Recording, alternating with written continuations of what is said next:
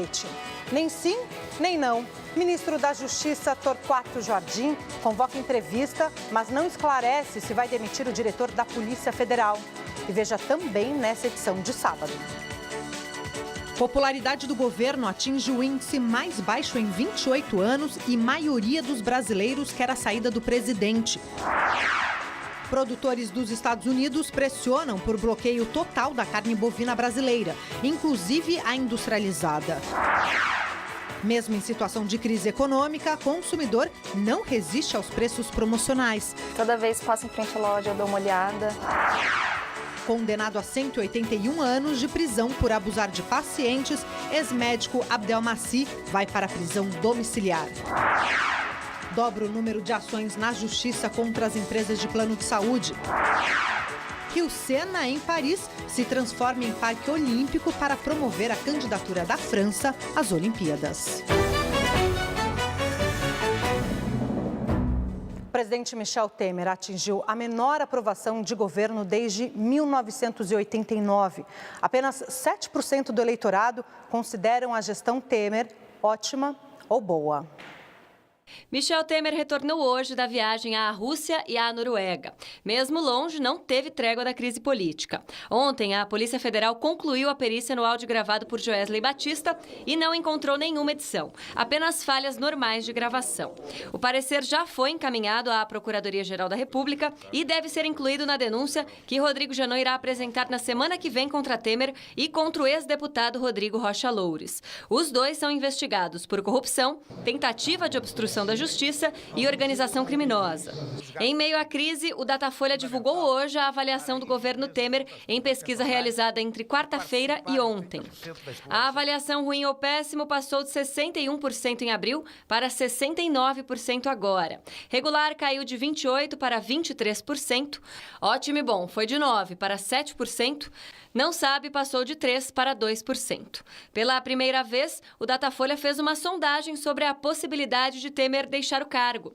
65% dos entrevistados acham que a saída do presidente por renúncia ou impeachment seria melhor para o país. A pesquisa também mostra que 50% dos brasileiros sentem mais orgulho do que vergonha do país. 47% sentem mais vergonha do que orgulho. E 2% não souberam responder. Os piores problemas nacionais, segundo a pesquisa, são corrupção, saúde e desemprego. O Datafolha ouviu 2.771 pessoas em 194 cidades. Aqui em Barueri, lideranças do PSDB participaram de um seminário sobre os desafios socioeconômicos da região metropolitana de São Paulo. E as crises política e econômica pontuaram muitos dos comentários dos tucanos. O prefeito de São Paulo, João Dória, falou do apoio do PSDB ao governo Temer, que, segundo ele, não se baseia em pesquisas. Não é por uma pesquisa que você toma uma decisão de ordem política. Ela tem que ser avaliada, mas sempre com muita serenidade. O que eu defendo é serenidade. O Brasil está num momento difícil. O governador de São Paulo, Geraldo Alckmin, disse que a preocupação do partido agora é com a aprovação das reformas. O PSDB vai aguardar o término das reformas, né? Que estão caminhando e vai todo dia acompanhar. Isso não é uma questão em definitivo. O nosso compromisso é com aquilo que interessa ao povo brasileiro, que é retomar emprego e renda. O ministro da Justiça, Torquato Jardim, não confirma a permanência do diretor da Polícia Federal, Leandro Daiello, no cargo, mas disse que as notícias do afastamento não correspondem à realidade. O Ministério da Justiça convocou uma entrevista coletiva para que o ministro desmentisse a intenção de demitir o diretor da Polícia Federal, Leandro Daiello. Ao lado de Daiello, Torquato Jardim criticou as notícias publicadas sobre a possível troca de diretor. O noticiário que está aí é, para usar um termo moderno, a pós-verdade. Não corresponde à realidade, não constrói afabilidade, em nada ajuda a boa condução dos interesses públicos. O doutor Daiello e eu temos trabalhado já desde que aqui cheguei em mais absoluta harmonia e camaradagem ambos igualmente comprometidos com a instituição Polícia Federal.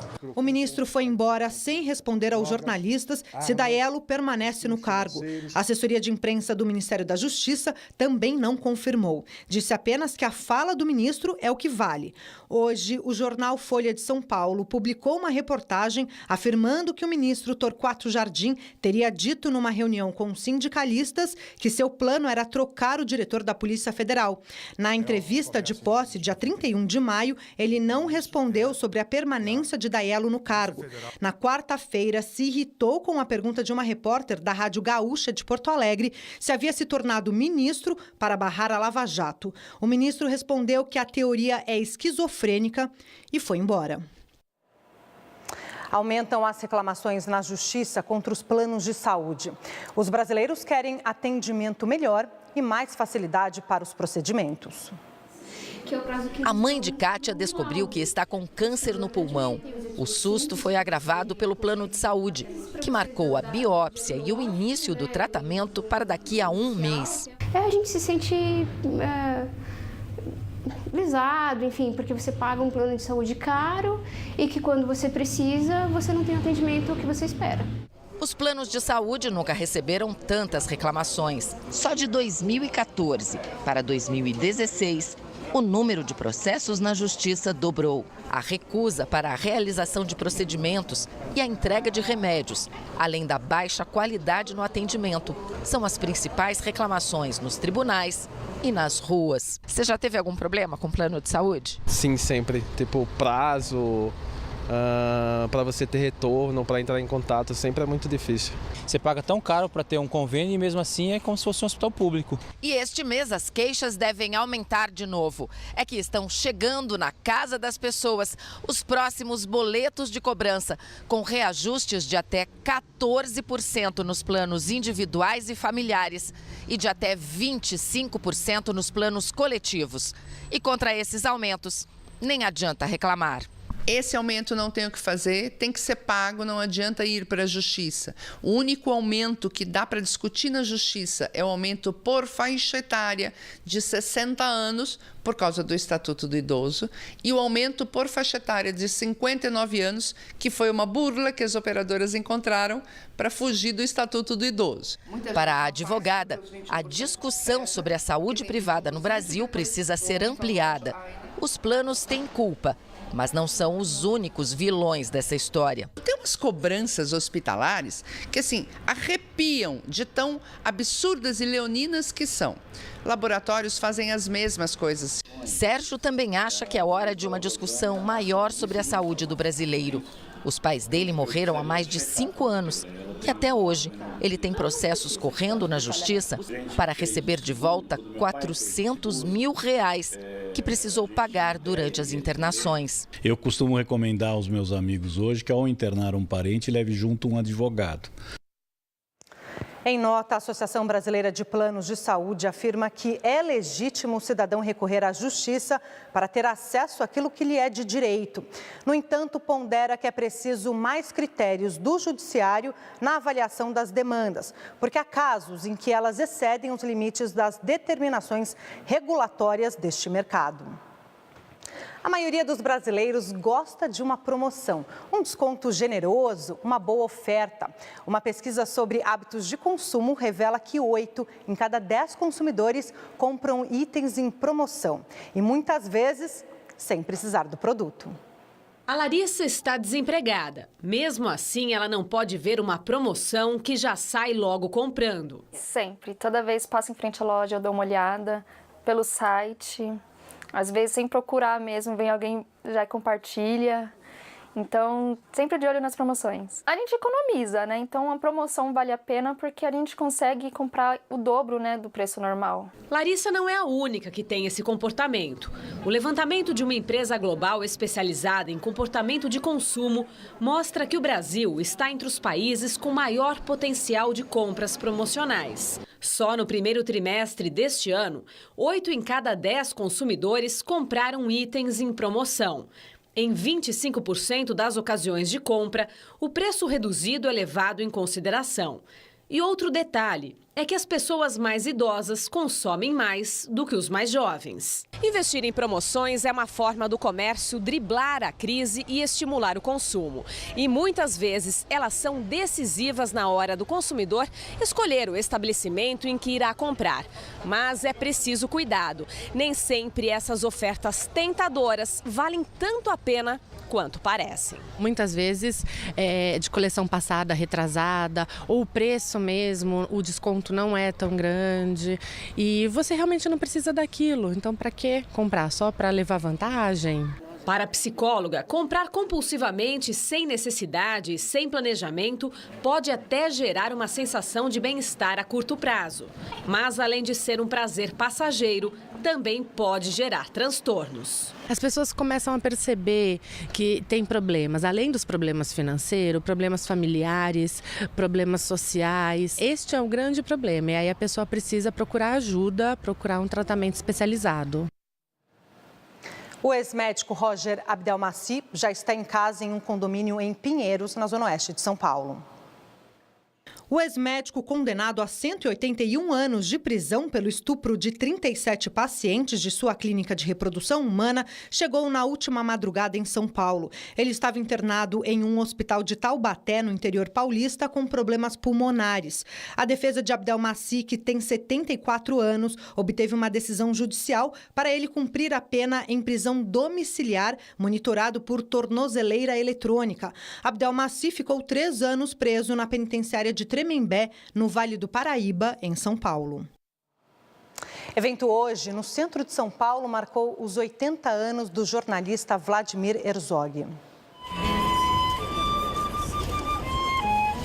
A homenagem teve música, lançamento de livro e o depoimento do teólogo Leonardo Boff. A Praça Vladimir Herzog, atrás da Câmara Municipal de São Paulo, foi o local escolhido para iniciar as comemorações dos 80 anos de Herzog, assassinado pela ditadura militar em 1975, quando dirigiu o jornalismo da TV Cultura. O livro, lançado hoje, da autora Carolina Simões, recebeu o título Vlado Jornalista e reúne textos de reportagens feitas por ele. A seguir, uma entrevista no estúdio sobre o embargo à carne brasileira nos Estados Unidos. E por aqui, a crise da carne estaria afetando o churrasco de domingo?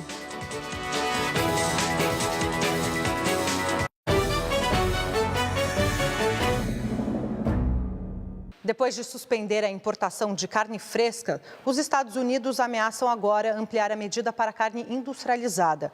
Com isso, o preço do boi que já tinha despencado com a crise da JBS caiu ainda mais. Ruim para os pecuaristas, bom para o consumidor, que tem pago menos para colocar carne na mesa. O governo americano está sendo pressionado pelos produtores locais a suspender a compra de toda espécie de carne bovina do Brasil, inclusive as industrializadas. O Brasil voltou a exportar carne para os Estados Unidos em julho do ano passado, após 17 anos de negociações. A esperança do Brasil era vender 900 milhões de dólares por ano aos Estados Unidos. Mas depois da Operação Carne Fraca, em março, o governo norte-americano passou a inspecionar 100% da carne brasileira e encontrou problemas.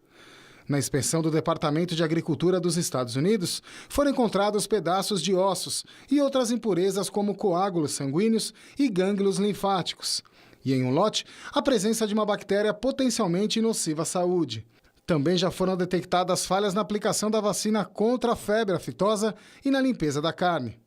O governo americano afirmou que a suspensão pode acontecer e que está monitorando as ações do governo brasileiro. O brasileiro com cada vez menos dinheiro no bolso, a Operação Carne Fraca, as delações da JBS e os problemas com as exportações têm ajudado a diminuir as vendas de carne bovina.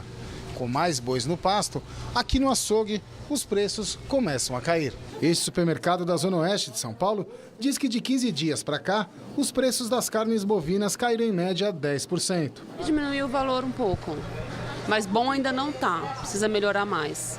Como tudo no mercado, né? Neste cenário de queda de preços, esta tradicional churrascaria da Zona Leste conseguiu manter a qualidade e reduzir os custos. Nós estamos conseguindo negociar melhor com eles, pois antigamente estava muito difícil.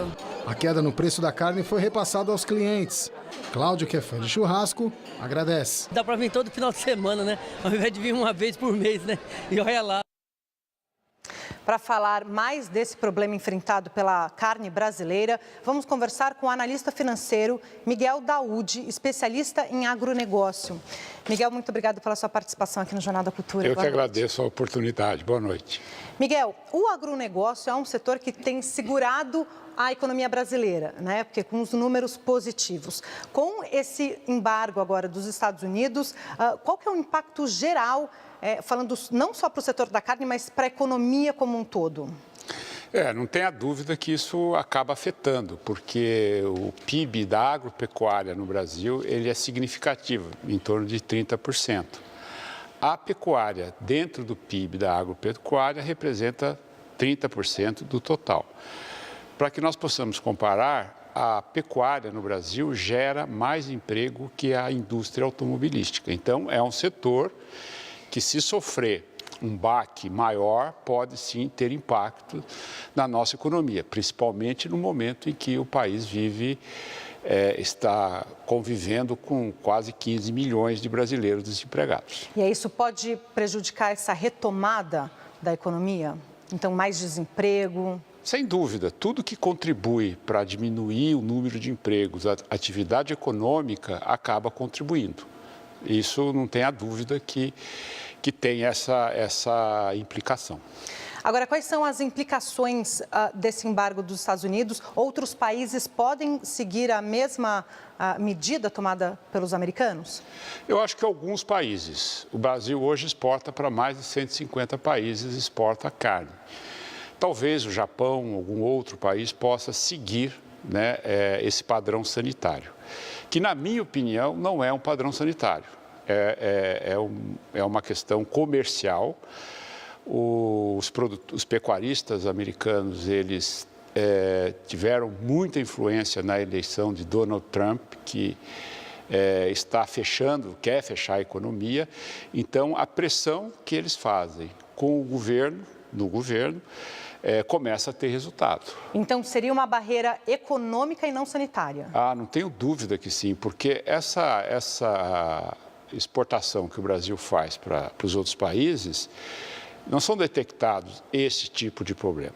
Só para que a gente possa ter uma ideia melhor. Quem importa carne do Brasil faz auditoria constante nos frigoríficos. Além da auditoria dos próprios frigoríficos, além da auditoria do governo federal, que, a meu ver, é falha, porque nós não temos mais que 300 fiscais agropecuários para fazer isso, mas isso que está sendo levado, porque toda vacina dá reação, até no ser humano.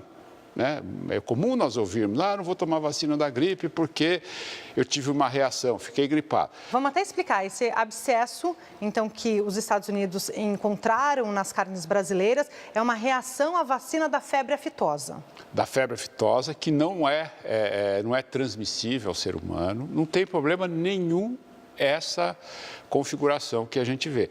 E não é um abscesso, né? Não, é um nódulo que surge em decorrência da reação da vacina. Agora, se fez uma verificação, e eu acho que o Ministério da Agricultura tem que apurar isso com rigor, a qualidade das vacinas também, porque nós só temos 2 ou 3 fornecedores de vacina. E aí os produtores dizem assim, não, mas a vacina aquosa, ela não gera esse abscesso, a vacina oleosa é que gera. E recentemente nós tivemos um problema com a formulação dessas vacinas. Então eu acho que o problema não é sanitário, o problema é mais uma barreira comercial que o Brasil vem sofrer. Agora, isso pode levar a outros países, porque o real desvalorizado, como está tendendo, ele torna a nossa carne mais barata para o importador. E aí o importador quer rever preço. E uma das formas que eles têm de rever preço é exatamente impor uma barreira comercial para renegociar. A Rússia faz muito isso. Agora, como a gente viu na reportagem, para o consumidor, mercado interno, o preço da carne deve cair? Deveria, né? Mas não está caindo na mesma velocidade que caiu para o pecuarista. E por quê?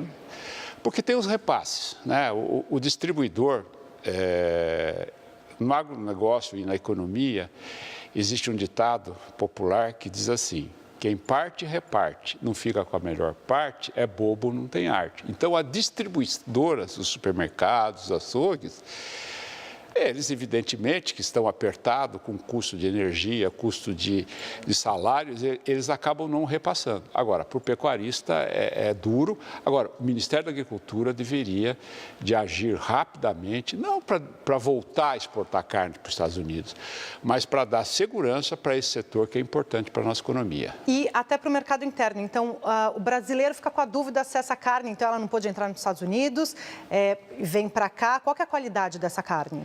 É excelente. Não há problema na nossa carne. É evidente que o Brasil tem uma extensão continental, né? Tem cidades, principalmente distantes do grande centro consumidor, que os abates eles não têm todo o procedimento sanitário que deveria ter. Mas a carne brasileira, ela não tem dúvida. As pessoas podem continuar fazendo seu churrasquinho, comendo carne, porque isso não é transmissível. Nós não temos... Vamos pegar, por exemplo, a avicultura, a suinocultura. Estados Unidos tem problemas, China tem problema, Japão tem problema, o Brasil não tem problema. Então, a sanidade no Brasil, a parte sanitária, nesse aspecto, é excelente. A barreira americana foi mais um embargo visando a atender os pedidos dos pecuaristas americanos. Tá certo. Muito obrigada. A gente conversou com Miguel Daúde, analista financeiro, especialista em agronegócio. Obrigada pela sua participação. Eu que agradeço a oportunidade. Até logo. Até logo. A Lava Jato atingiu empresas brasileiras e suas filiais no exterior, onde também pagavam propinas. Para evitar que essa história se repita, a Procuradoria-Geral da República quer formalizar acordos internacionais de combate à corrupção. Quando se trata de corrupção, o dinheiro não respeita fronteiras. A máquina de propinas montada pelas empresas envolvidas na Operação Lava Jato atingiu diversos países da África e da América Latina. Por isso, a Procuradoria-Geral da República quer aumentar os acordos de cooperação internacional. Semana passada, procuradores do Brasil e da Argentina decidiram compartilhar informações, podendo formar equipes conjuntas de investigação. Dados sobre os processos instaurados no Brasil já foram enviados pelo Ministério Público para vários países. Essa advogada explica que empresas brasileiras podem ser enquadradas na lei anticorrupção, mesmo com o crime praticado no exterior. A lei brasileira, ela possui o âmbito nacional e o âmbito internacional. Então, a gente diz que ela tem o alcance transnacional. Ela combate não apenas os atos de corrupção cometidos aqui no país, assim como atos de corrupção cometidos fora, no exterior, desde que isso tenha revertido algum benefício para a empresa, para a matriz aqui no Brasil.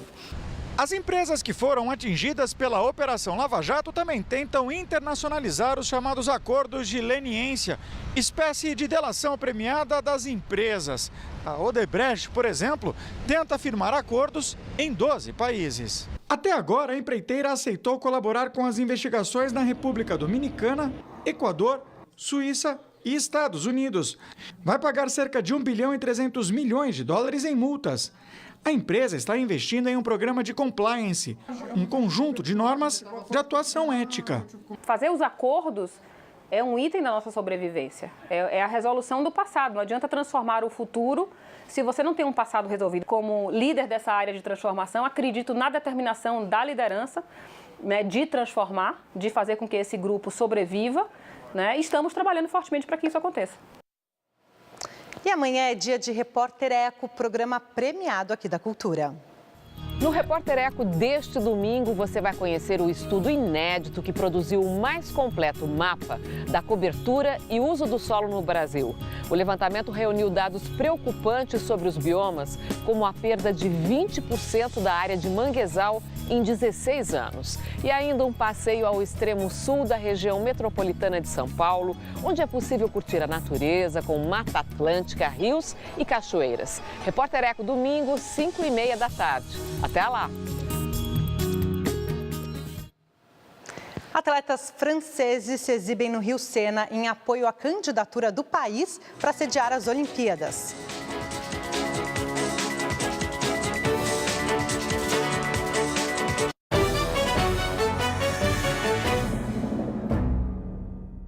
Na disputa para sediar as Olimpíadas de 2024, Paris se transformou num parque olímpico gigante, com salto ornamental, pista de atletismo e corrida de caiaque no Rio Sena. Ao todo, são 30 diferentes modalidades olímpicas e paraolímpicas espalhadas pelos cartões postais de Paris. A Ponte Alexandre III, por exemplo, virou cenário de salto ornamental para mergulho no Rio Sena.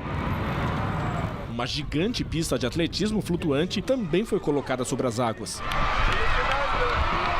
Ao lado da Catedral de Notre-Dame, caiaques disputam uma corrida. Os esforços da capital francesa são para vencer a disputa para sediar os Jogos Olímpicos de 2024. Paris é finalista ao lado da cidade americana de Los Angeles. A eleição será no mês que vem.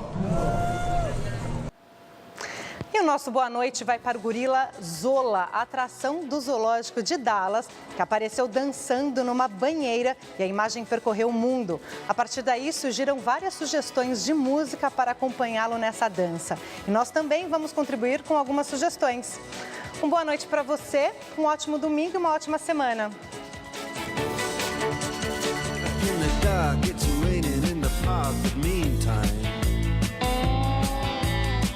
Sound of the river, you stop and you hold everything. Eu quero um banho de cheiro, eu quero um banho de rua, eu quero navegar.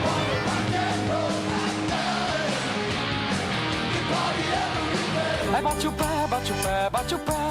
Ai, bate o pé, faça assim como eu. Ciranda, cirandinha, vamos todos cirandar. Vamos dar a meia volta, volta e meia, vamos dar. O anel que tu me deste era vidro e se quebrou. O amor que tu me tinhas era pouco e se acabou. Get a shiver in the dark, it's raining in the park, but meantime